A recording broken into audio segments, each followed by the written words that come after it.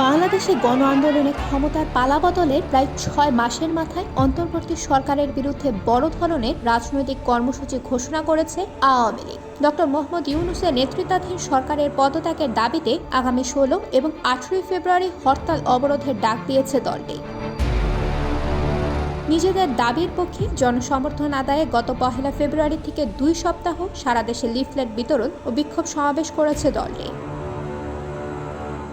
জনগণের জানমালের নিরাপত্তা দিতে ব্যর্থ হওয়া এই অবৈধ সরকারের ক্ষমতায় থাকার কোনো অধিকার নেই, এভাবে গণমাধ্যমকে বলেছিলেন আওয়ামী লীগের যুগ্ম সাধারণ সম্পাদক বাহাউদ্দিন নাসিম। এমন একটি সময় আওয়ামী লীগ এই কর্মসূচি ঘোষণা করেছে যখন দলের শীর্ষ থেকে তৃণমূল পর্যায়ের অধিকাংশ নেতারা হয় কারাগারে, না হয় আত্মগোপনে রয়েছে। এমনকি দলটির সভাপতি প্রধানমন্ত্রী শেখ হাসিনা গত ৬ মাস ধরে ভারতে অবস্থান করছে। অন্যদিকে গত ৫ই আগস্টের পর মামলা হামলার ভয়ে ঘরছাড়া কর্মীরাও সবাই এলাকায় ফিরতে পারেনি। অল্প যে কয়েকজন ফিরেছেন তারাও প্রকাশ্যে আসতে পারছেন না। এই কঠিন অবস্থার মধ্যেও হরতাল অবরোধের রাজপথে থাকবে বলে জানান দলটির নেতাকর্মীরা।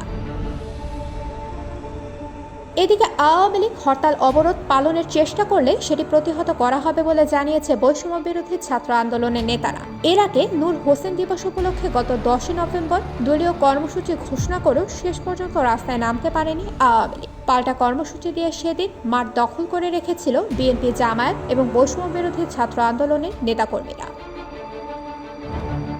তবে গত কয়েক মাসে সেই বিপর্যয় কাটিয়ে আবারও ঘুরে দাঁড়ানোর চেষ্টা করছে আওয়ামী লীগ। দেশে বিদেশে আত্মগোপনে থাকা নেতাকর্মীদের মধ্যে ইতোমধ্যেই যোগাযোগের একটি নেটওয়ার্ক তৈরি হয়েছে। তৃণমূলেও কেউ কেউ এলাকায় ফিরতে শুরু করেছে।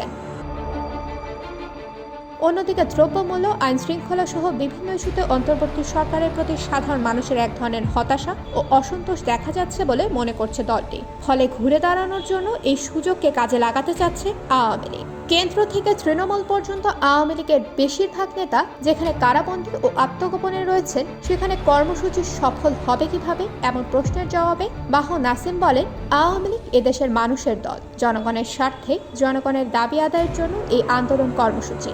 বাংলাদেশের ১৮ কোটি মানুষের নৈতিক সমর্থন রয়েছে, ফলে সাধারণ মানুষরাই এই হরতাল অবরোধ পালন করবে।